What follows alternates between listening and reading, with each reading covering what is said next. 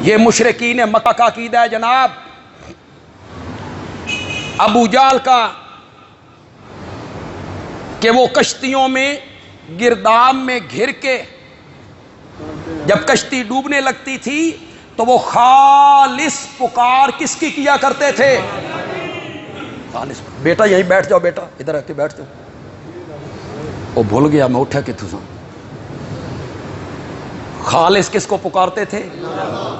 کشتیوں میں جب گھرتے، گرداب میں آتی تو کس کو پکارا کرتے تھے؟ اور ہمارے کلمہ گو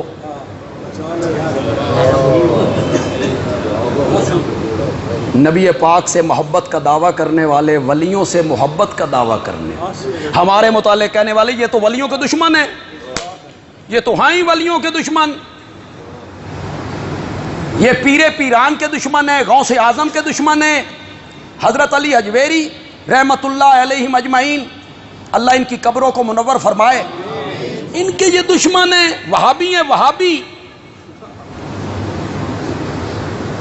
ان کے کیا نظریات ہیں میں بتاؤں کہ تمہیں پتہ ہے؟ یہ نعرہ لگاتا ہے بہاو الحق بیڑا دھک،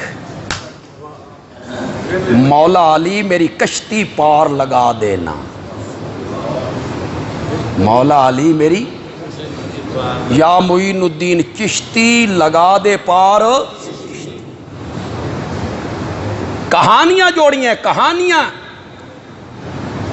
برات جا رہی تھی، شیخ عبد القادر جیلانی کو غصہ آیا، انہوں نے نظر نیاز نہیں دی، ساری برات کو غرق کر دیا،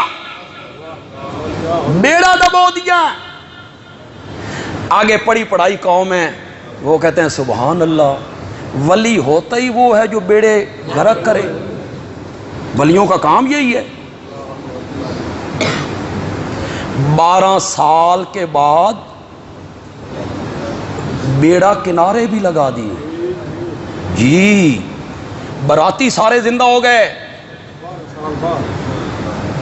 اگلے دن میں نے خطیب صاحب کی تقریر سنی، کراچی کے وہ خطیب ہیں، بڑے معتبر آدمی ہیں، میں حیران ہوں، ان پر میں اتنا حیران نہیں ہوں جتنا میں سننے والوں پہ حیران ہوں جو آگے بیٹھے ہوئے ہیں۔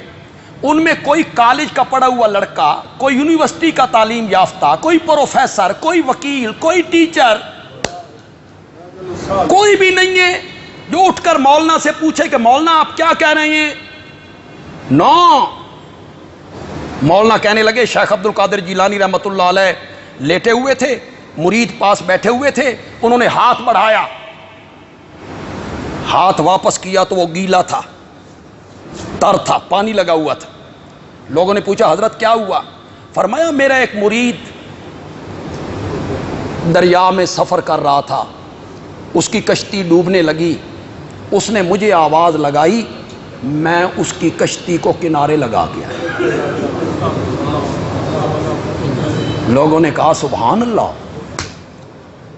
کسی نے نہیں پوچھا مولانا یہ کہاں لکھا ہوا ہے، کہاں کا واقعہ ہے، کس نے بیان کیا ہے؟ ان کے بیٹے نے بیان کیا ہے، ان کے کسی مرید نے بیان کیا ہے، انہوں نے اپنی کتاب میں لکھا ہے کہ کشتیوں کو کنارے لگا دینا یا کشتیوں کو ڈبو دینا۔ شیخ عبد القادر جیلانی نے کشتی کنارے لگا دی، برات پوری ڈبو دی۔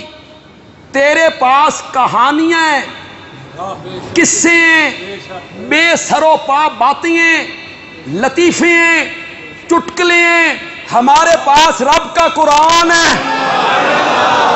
میں تجھے بتاؤں، پڑھ قرآن، سورۃ انبیاء 17واں پارہ، جاؤ گھروں میں جا کے پڑھو، 17واں پارہ سورۃ انبیاء۔ پیغمبر ہے، کشتی میں ہے، پتہ نہیں سمجھو کہ نہیں سمجھو، بولو تو صحیح یار، بولو تو صحیح، کون ہے؟ کتنی جگہوں پہ ذکر کیا، کتنی جگہوں پر، کتنی جگہوں پہ اس نبی کا ذکر کیا۔ نام ہے یونس،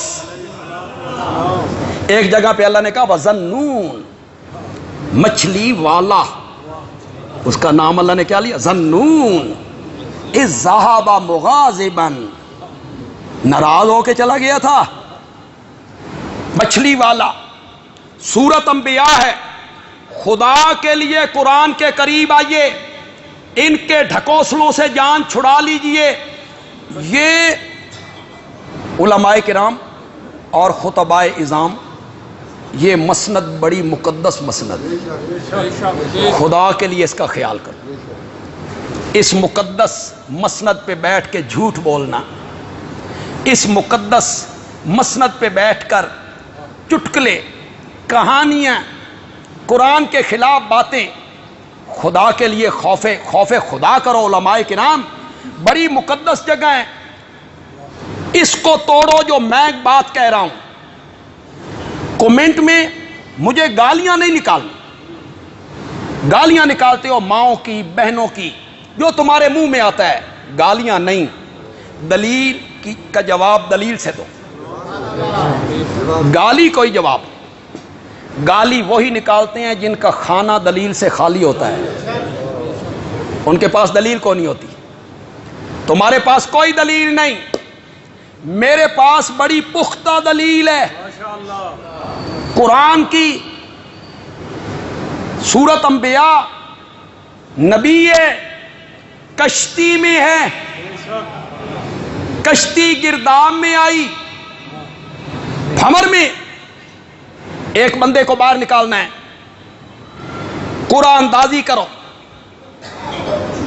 جس کا نام نکلے اسے باہر پھینک دو۔ قرآن اندازی کی گئی، نام نکلا حضرت یونس کا۔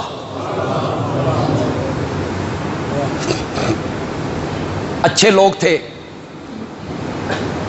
کہا یہ اتنا نورانی چہرہ، معصوم چہرہ، نیک آدمی، یہ دریاؤں میں ڈالنے کے قابل ہے۔ دوبارہ قرآن اندازی کرو، دوبارہ قرآن اندازی کی گئی، نام پھر حضرت یونس کا۔ انہوں نے کہا نہیں یار، تیسری بار قرآن اندازی کرو، تیسری بار قرآن اندازی کی گئی، نام پھر حضرت یونس کا۔